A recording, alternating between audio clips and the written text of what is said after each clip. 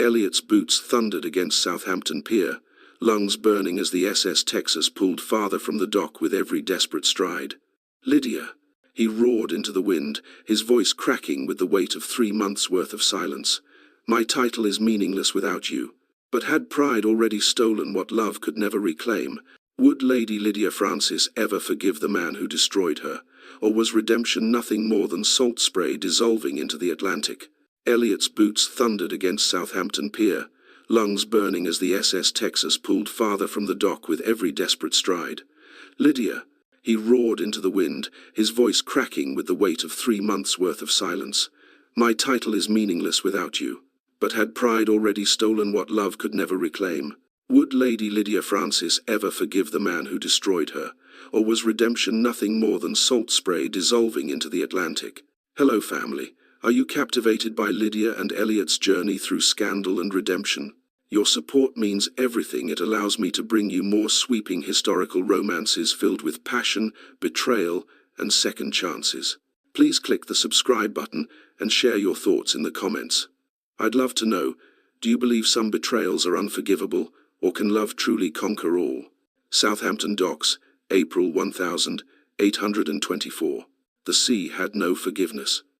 Lady Lydia Francis understood that now, standing at the rail of the SS Texas as the ship pulled away from Southampton's crowded docks. The gap between vessel and shore widened with each passing second, 3 feet, then 4, then 5, and with it, the distance between her past and whatever uncertain future awaited her across the Atlantic. The salt wind tore at her honey-colored bonnet, whipping the cream ribbons against her throat like silent accusations. Her royal blue traveling gown, the finest garment she still owned, billowed against the rail. In her gloved hands she clutched a single leather valise, worn at the corners and buckled tight. Everything she had been, Lady Lydia Francis, daughter of the Earl of Thornbury, once betrothed to a duke, the most envied woman in London society, had been reduced to this: 1 bag, 1 ticket, and a heart so thoroughly shattered she wondered if the pieces would ever fit together again. Around her, passengers crowded the upper deck, waving handkerchiefs at loved ones below, calling out final goodbyes. Children squealed with excitement about the adventure ahead. A young bride wept into her husband's shoulder, torn between 2 worlds. Life, Lydia thought bitterly, continued for everyone else. For her, it had ended 3 months ago in the Hallowmere drawing-room, when the man she loved had looked at her with eyes cold as winter stone and said, "I will not have my name attached to a woman accused of treason." The whispers had started that very night. By dawn, every door in Mayfair had closed against her. She forced herself to look away from the docks, away from England, away from everything she had lost. The grey waters of the Channel stretched before her, cold and indifferent. Appropriate. Texas waited somewhere beyond that horizon, a land where titles meant nothing and scandal couldn't follow, where she could be more than Lady Lydia, the accused spy, where she could simply be Lydia. Then the shouting began. At first, Lydia thought it was merely the typical chaos of departure: dock workers calling instructions, sailors securing lines, merchants haggling over last-minute cargo. But this was different. This sound carried panic, urgency, something raw cutting through the wind. "Make way, move." The voice was desperate, ragged, slicing through the cacophony of the port like a blade through silk. Lydia's hand tightened on the rail, but she did not turn. She would not look back. Looking back was what had nearly destroyed her the first time. Looking back was a weakness. "Stop that ship, Lydia." Her breath caught. She knew that voice. It had haunted her dreams for 3 months, sometimes warm with the memory of what they'd shared, more often cold with the memory of what he'd done. No, it couldn't be. He wouldn't dare. Lydia Francis. Against every instinct of self-preservation, against the fierce pride that had carried her through exile and humiliation, Lydia turned. The Duke of Hallowmere had abandoned his carriage in the middle of the port road, the door still hanging open, his driver's protests swallowed by distance and wind. Elliot Davidson sprinted down the crowded dock as if demons pursued him, and perhaps they did the demons of his own making. 2 hours, his mind screamed as his boots pounded against the weathered planks. I've had 2 hours to undo 3 months of devastation. 2 hours since his Uncle Benedict had gasped his final confession from his deathbed, revealing the locked box hidden in the study wall. 2 hours since Elliot had opened that cursed box and found the forged letters bearing his own family crest, lies manufactured to destroy an innocent woman. 2 hours since his world had collapsed into a single devastating truth. Lydia had been innocent. She had always been innocent, and he, God forgive him, he had been the architect of her ruin. "Out of my way!" he roared, shoving past a sailor rolling a barrel. The man cursed, but Elliot didn't care. His title, his dignity, his carefully maintained composure, none of it mattered. Not anymore. Not when she was leaving. Not when he'd driven her to this. The SS Texas was already pulling away, its massive dark hull creaking as sailors worked the rigging. 6 feet of churning water separated the ship from the dock. Even as Elliot watched, desperately calculating, it became 7. Too far. A voice of reason whispered in his mind, "You'll never make it. Turn back. You've lost her." But reason had cost him everything. Reason had made him believe forged documents over the woman he loved. Reason had turned him into a coward who chose reputation over truth, duty over devotion. He ran faster. The crowd on the dock had begun to notice him now, a duke in full morning dress, his navy coat flying behind him like a battle standard, his white cravat askew, running like a man possessed toward a departing ship. Whispers erupted, fingers pointed. Somewhere, someone laughed at the spectacle. A duke, reduced to this. Elliot didn't care. He reached the edge of the dock, his boots skidding on the wet wood. The gap was 8 feet now, maybe 9. The water below churned dark and violent, slapping against the pilings with enough force to crush a man's bones. The drop alone could kill him. The current could drag him under in seconds. He saw her. She stood at the upper rail, her royal blue gown vivid against the grey sky, her hazel eyes wide with shock, and something else, something that might have been hope or horror, he couldn't tell. In that frozen moment, Elliot saw everything he had destroyed: her trust, her reputation, her future, her place in the world. The woman he had sworn to protect and honor, whom he had instead fed to the wolves of London society. No more. Without thought, without hesitation, without a single consideration for the impossibility or the madness of what he was about to do, Elliot Walter Davidson, Duke of Hallowmere, made his choice. He leaped. Time seemed to slow. Lydia watched, her hand pressed to her mouth, as Elliot launched himself off the dock. His body arced through the air, coat billowing like dark wings, arms outstretched toward the ship, toward her, reaching across the impossible distance, as if will alone could carry him safely across. 2 hours earlier, Elliot had stood in his study at Hallowmere House, staring at the mahogany box his uncle's trembling hands had pressed into his grip. Lord Benedict Davidson lay dying in the guest chamber upstairs, his face grey as ash, words rattling from his throat like stones in a grave. "Open it. After I'm gone," Benedict had wheezed. "Forgive me, Elliot. God help me. Forgive me." But Elliot hadn't waited. The moment the physician closed Benedict's eyes for the final time, he'd torn the seal. Inside, letters bearing the Davidson family crest. Correspondence that should have been impossible, documents allegedly in Lydia's hand, detailing naval routes and cargo manifests, signed agreements with American merchants, the very evidence that had destroyed her, and beneath them, in Benedict's own script, a confession that made Elliot's blood turn to ice. "I needed you to marry the Ashford heiress. Her dowry would save our estates from ruin. Lady Lydia would never have allowed it. She loved you too fiercely, and you her. So I removed the obstacle. The clerk was easy to bribe, the forgeries simpler still. Forgive me, nephew. I am damned. But the Davidson name survives." Elliot's hands had shaken so violently the papers scattered across his desk like accusations.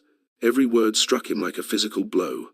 The naval secrets, the American conspiracy, the treason charges whispered through every drawing room in London, all of it lies, manufactured by the man he trusted most. And he had believed it. God help him, he had believed every word. 3 months ago, in the gleaming hall of the London Assembly, Elliot had stood before Parliament members and society's elite. His voice had been steady, cold, detached, the voice of a duke fulfilling his duty. "It is with great regret that I must announce the dissolution of my engagement to Lady Lydia Francis. Evidence has come to light, suggesting activities incompatible with the honor of the Davidson name." He hadn't looked at her. Couldn't bear to. but he'd heard her gasp a small, broken sound that cut through the murmurs.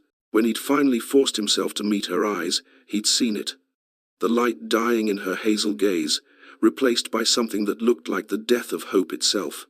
"Elliot," she'd whispered, so soft only he could hear, "how can you believe this?" But he'd already turned away. Duty demanded it. Reputation required it. The evidence was irrefutable. Except it wasn't. It had all been theatre, a puppet show orchestrated by a desperate old man willing to destroy an innocent woman to save his family's fortune. Now, racing through Southampton's docks, Elliot felt every second of those 3 months like shards of glass in his chest. While he'd hidden behind duty and honour, Lydia had been cast out. Doors slammed in her face, her family's name dragged through mud, her mother weeping. Her father disowned her publicly to salvage what remained of the Thornbury reputation. And where had he been? Counting ledgers, accepting condolences for his narrow escape, attending balls where her name became a punchline. Monster, coward, fool. 10 feet separated the ship from the dock now. The water churned black and merciless below. Sailors shouted warnings. Passengers pointed at the madman Duke sprinting toward certain death. Elliot saw only Lydia. Her blue gown was bright against the grey sky, her face frozen in shock, recognition, and something that might have been rage or heartbreak. He deserved both. Everything he had destroyed stood before him, her trust, her name, her future, her place in the world. The woman he'd sworn before God to protect and honour, whom he had instead fed to the wolves while he stood by in silence. No more. His boots hit the dock's edge. Without breaking stride, without thought, without permission from reason or sanity, Elliot Davidson leaped into the impossible space between ship and shore, between what he'd destroyed and what he would die trying to reclaim. Time fractured.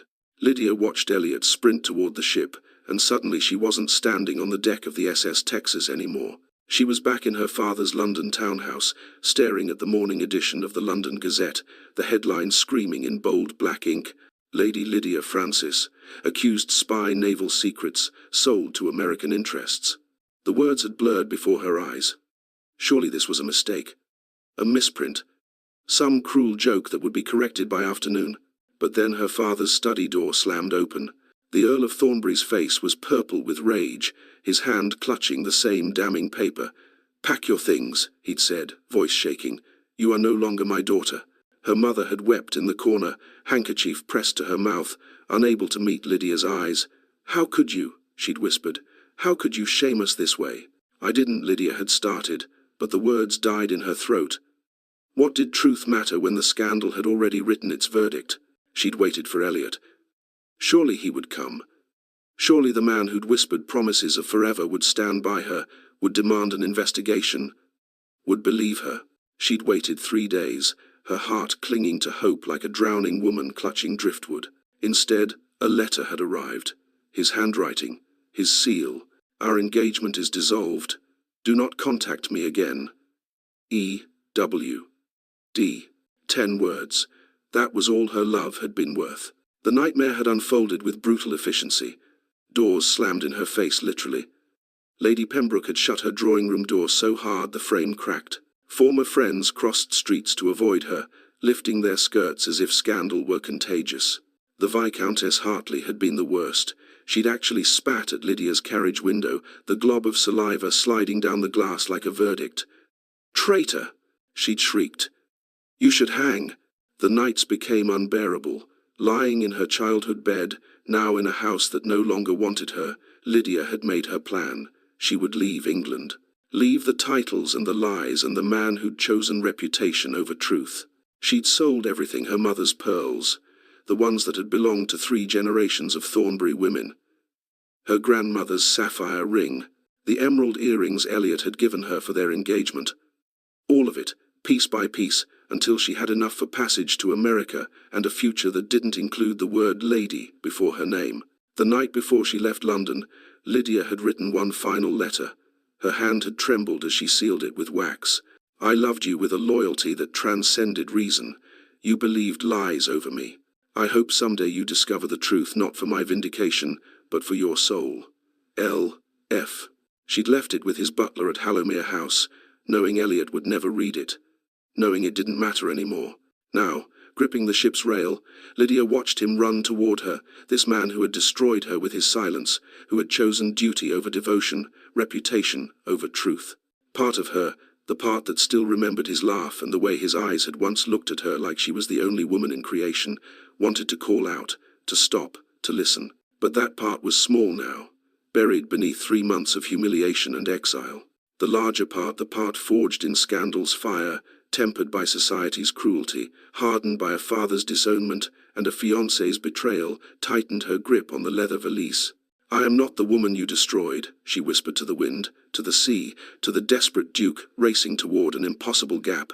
"I am the woman who survived you." The ship lurched beneath her feet. Steam hissed. Sailors shouted commands. The gangplank began to rise, its chains creaking like the closing of a chapter. Elliot was still 50 yards away, and Lydia did not look back. Elliot's boots pounded against the dock, each stride bringing back fragments of the hell he'd created. At first, London applauded him. The Duke of Hallowmere, upholding honor, they'd said, raising glasses in his honor at White's. Men had clapped his shoulder, congratulating him on his narrow escape from a treasonous marriage. Women had simpered, suddenly available, their mothers eyeing him with renewed interest. He felt sick, every time. Then, slowly, the whispers had changed tenor. Did he even investigate? Lady Ashford had murmured behind her fan at the Pemberton ball. Or did he simply take the word of anonymous letters? What loyalty does such a duke have? Lord Harrington had mused publicly. If he abandons his betrothed on rumour alone, what would he do to business partners, to political allies? Benedict's associates had begun distancing themselves. Invitations dwindled. The Ashford heiress's father had quietly withdrawn the marriage offer, citing concerns about the Duke's judgment. Then came the newspapers. Asterisk, the Morning Chronicle, Times had been merciless. Asterisk, asterisk, the fool Duke love, sacrificed on the altar of reputation. Asterisk, asterisk, the article dissected his cowardice with surgical precision. Political cartoons followed Elliot drawn as a puppet, Benedict's gnarled hands working the strings while Lydia stood in the background, weeping. His mother had confronted him in Hallomere's library, her face streaked with tears. "You loved her, Elliot," the Dowager Duchess had said, voice breaking. "I saw it every time you looked at her. How could you not fight for her? How could you just let her go?" He'd had no answer then. He'd hidden behind duty, behind the evidence, behind the desperate need to believe his uncle wouldn't lie about something so devastating. Too late, he'd begun investigating. The ink on the letters didn't match naval correspondence. It was too fresh, too deliberate. The clerk who'd allegedly witnessed Lydia's transactions had vanished from London entirely. When Elliot had traced him to Portsmouth, the man had fled before questions could be asked. Piece by piece, the evidence had crumbled. But by then, Lydia was gone, disappeared from London society. Her family's townhouse shuttered, no forwarding address, no trace, until Benedict's confession, until the locked box, until truth came like shattered glass, cutting Elliot to ribbons with every word. Standing in Hallomere's grand hall afterward, surrounded by portraits of Davidson ancestors who'd served kings and country with honor, Elliot had finally understood. His title meant nothing. His wealth, his estates, his name, all of it hollow, without the one person who'd loved him not for his position, but despite it. Without Lydia, he was nothing but an empty shell wearing a duke's coronet. 20 yards from the dock's edge now, the water below churned dark and violent, hungry. On the ship, passengers pointed, gasping. Lydia's hand moved to her mouth, her eyes wide with something between horror and disbelief. Elliot's lungs burned. His heart hammered against his ribs so hard he thought it might burst. His legs screamed for mercy. None of it mattered. The gap was now 10 feet of churning Atlantic water. Impossible, suicidal. The ship's momentum pulled it farther with every second. Even if he made the leap, the landing could kill him. The fall could drown him. 1,000 ways to die stretched between dock and deck. Asterisk, turn back. Asterisk, reason whispered. Asterisk, you've lost her. Accept it. Live with your shame like a man. Asterisk. But louder, drowning out every rational thought, came the truth he should have shouted 3 months ago. Asterisk. She is worth dying for. She was always worth everything. Asterisk. His title. His reputation. His very life. What were any of them compared to the woman whose trust he'd shattered, whose love he'd thrown away, whose innocence he'd refused to defend?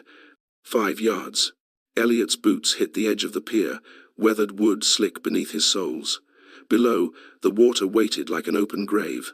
Ahead, the SS Texas pulled away, taking with it the last piece of his heart that still functioned. Without breaking stride, without hesitation, without a prayer or a plan, Elliot Davidson leaped into the impossible distance, and flew. Time slowed. The world narrowed to the sound of Elliot's heartbeat, or perhaps it was the ocean, or the ship's engine, or the collective gasp of the crowd. He couldn't tell anymore. Everything became singular. The distance, the sky, the impossible span of churning water between where he was and where she stood. His body arced through the air, coat billowing behind him like dark wings. His arms stretched forward, reaching, grasping for something just beyond the laws of physics. Below, the Atlantic slapped against the pilings with bone-crushing force, white foam exploding upward like grasping fingers. The ship's deck, a moving target, pulling farther away with each fraction of a second. Mathematics and momentum conspired against him. The angle was wrong, the distance too great. Sailors shouted. "Somewhere!" A woman screamed. Lydia stood frozen at the upper rail, watching the impossible unfold before her eyes. Horror flooded through her, cold, paralyzing horror, but beneath it, something else. Something she couldn't name, didn't want to name. He's going to die. The thought struck her with the force of a physical blow. He's going to die. For me. After everything. The gangplank was fully retracted now, chains secured. The ship pulled harder into the current, eager for open water. The gap widened. Too far. He'd never make it. She'd watch him fall, watch the ocean swallow him, and the last thing he'd see would be her face. Elliot's boots slammed onto the ship's lower deck. Barely. The impact sent him crashing forward, his body unable to absorb the momentum. He rolled hard, his shoulder cracking against a coil of thick rope with a sickening thud. Pain exploded through his arm, white-hot and blinding. Sailors rushed toward him, faces shocked. "Are you mad?" one shouted. "You could have been killed." Elliot staggered upright, chest heaving, lungs burning. His shoulder screamed in protest. His vision swam. But his eyes wild, desperate. Searching found her. There. At the upper rail. Still in that blue gown that haunted his dreams. Still clutching that leather valise like it contained everything she had left. Still alive. Still here. Still. Lydia was already moving. She descended the stairs from the upper deck, pushing through passengers who'd gathered to witness the madness. Her skirts tangled around her legs, her bonnet ribbons whipped against her throat. Anger propelled her forward, or was it fear? She couldn't tell anymore. The emotions were too tangled, too raw, bleeding into each other, until she couldn't distinguish rage from terror, fury from something that felt dangerously like hope. "How dare you?" she hissed as she reached him, her voice shaking with the force of 3 months' worth of pain. "How dare you risk your life, as if that erases what you did to mine?" Elliot, still breathless, reached for her wrist, not forcefully, but desperately, like a drowning man reaching for shore. "Lydia, please." "I know." She yanked free, the leather of her glove scraping against his palm. "You know nothing." Her voice cracked, loud enough that passengers nearby turned to stare. "You destroyed me, Elliot. You believed strangers over me. You broke me in front of all of London, and then you just walked away." A crowd had begun to form, passengers gathering in a loose circle around them. Whispers rippled through the assembly like wind through wheat. "That's the Duke of Hallowmere. What scandal is this? Did you see him leap?" The ship's captain pushed through the crowd, his face red with indignation. "Your Grace, you've illegally boarded this vessel. I must insist." Elliot ignored him. His eyes never left Lydia's face, her hazel eyes bright with unshed tears, her cheeks flushed with anger and exertion, her mouth trembling with words she'd clearly held back for months. "It was not you who betrayed me," Elliot said, his voice cracking, raw and stripped of every aristocratic refinement. "It was I betrayed you with my silence and pride." Elliot's hand disappeared into his coat pocket, emerging with something crumpled and worn. A letter. The wax seal, her wax seal, bearing the small impression of a thornberry, rose remained unbroken. "I found this in my study 2 hours ago," he said, his voice hoarse. "My butler said you left it 3 months past. I never knew it existed. Benedict hid it from me, along with everything else. Lydia's breath stopped. The letter. The final words she'd poured onto paper the night before she'd sold her grandmother's ring. The confession she'd been too proud and too hurt to say to his face. Elliot's hands trembled as he broke the seal before the gathered crowd. The wax cracked like a tiny heartbreak. He unfolded the paper, and his eyes, those eyes that had once looked at her with such warmth, scanned the words she'd written in anguish and fading hope. Then, voice cracking, he read aloud. I loved you with a loyalty that transcended reason. You believed lies over me. I hope someday you discover the truth not for my vindication, but for your soul. The words hung in the salt air like knives, each one cutting deeper than the last. Lydia felt them pierce through her carefully constructed armor, the walls she'd built to survive these 3 months of exile. You never read it, she whispered, her voice barely audible over the wind and waves. All this time, you never. The realization crashed over her like the Atlantic itself. Their tragedy hadn't stemmed from hatred. It had grown from manipulation, letters intercepted, truths buried, an old man's desperation weaponized against two people who'd loved each other too well. Elliot dropped to his knees on the deck. A duke, kneeling before a disgraced lady. Before sailors in rough cotton and merchants in travel-stained coats. Before gossiping passengers who would spread this story through every port from here to Galveston. My uncle forged the evidence, Elliot said, tears streaking his face without shame. He needed me to marry the Ashford heiress for her dowry. You were in his way, so he destroyed you. And I, his voice broke. God help me, I let him. Lydia's hands trembled against her valise. I was a coward, Elliot continued, each word torn from somewhere deep and wounded. I chose duty and reputation over you. I deserve your hatred. I deserve far worse. But I will spend the rest of my life proving that I know the truth now. You were innocent. You were always innocent. He stood then, movement slow, deliberate. His fingers found the signet ring on his right hand, the Davidson family crest, passed down through 7 generations. The symbol of his title, his power, everything he'd chosen over her. Elliot walked to the rail. The crowd parted, silent, watching. He held the ring up so the afternoon light caught the engraved crest. Then, without ceremony, without hesitation, he threw it into the churning Atlantic. The crowd gasped. The captain's eyes widened in shock. Somewhere, a woman whispered a prayer. My title is meaningless without you, Lydia Francis, Elliot said, turning back to face her. His hand, now bare, trembled at his side. I would rather be a beggar with your forgiveness than a duke with your scorn. Lydia wanted to forgive him. God. She wanted to. The part of her that had loved him, that perhaps still loved him, screamed to step forward, to take his hand, to accept this impossible gesture.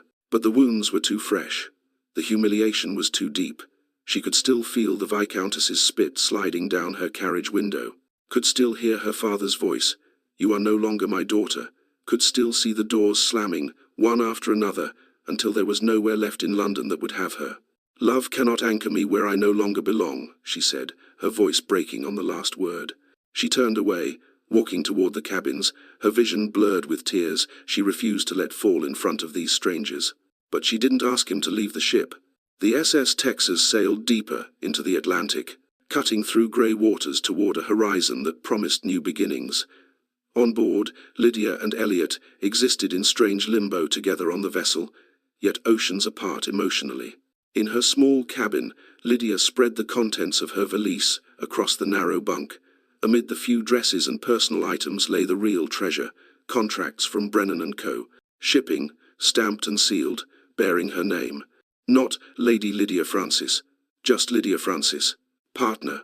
Her fingers traced the words, a partnership unprecedented for a woman, especially one without family connections or social standing to recommend her. But her father, before disowning her, had taught her navigation. Trade ledgers. The mathematics of cargo and routes and profit margins. He'd called it unsuitable knowledge for a lady. Yet he'd taught her anyway, perhaps seeing something in her that society never would. Now those skills had value. She had value beyond titles and marriages and the approval of people who'd abandoned her at the first whisper of scandal. This was her chance to be more than Lady Francis, the disgraced. To be Lydia Francis, businesswoman, free. Elliot learned of the partnership from the ship's purser, who gossiped freely about the scandalous Duke and Lady to anyone who'd listen. The words struck him like a blow to already bruised ribs. If he stopped her, if he somehow convinced her to return to England, to give him another chance, to rebuild what he'd destroyed, he wouldn't be saving her. He'd be stealing her future. "I came here thinking I was rescuing her," he told a sympathetic sailor later that evening, staring at the darkening waters. "But she doesn't need rescuing. She never did. She needs freedom." The sailor, weathered and wise, nodded slowly. "Then maybe, Your Grace, what she needs is a man who understands that." Over the next few days at sea, they began talking, not as former lovers, but as two people navigating the wreckage of what they'd been. Lydia told him about Texas, the wide skies stretching endless and forgiving, the promise of land and opportunity, the chance to build something with her own hands rather than inheriting it from ancestors she'd never meet. Elliot told her about Benedict's death, the scandal now consuming the Davidson name like wildfire, how London's newspapers called him the Fool Duke, how invitations had stopped, how even his mother's friends avoided calling. "Good," Lydia said coldly. Then, softer, almost against her will, "I'm sorry you're suffering, but I'm not sorry you understand what it feels like." The storm hit on the fifth day, a spring squall that sent waves crashing over the deck and passengers scrambling below. Elliot found Lydia gripping the rail, staring into the tempest as rain and sea spray mixed with tears on her face. "I wanted you to fight for me," she said suddenly, voice barely audible over the wind. "That day in the assembly, I kept waiting for you to stop them, to say it was all lies, but you just stood there." The words cut deeper than any blade. "I know," Elliot said, gripping the rail beside her, close but not touching. "I will never forgive myself for that silence. It was the greatest cowardice of my life."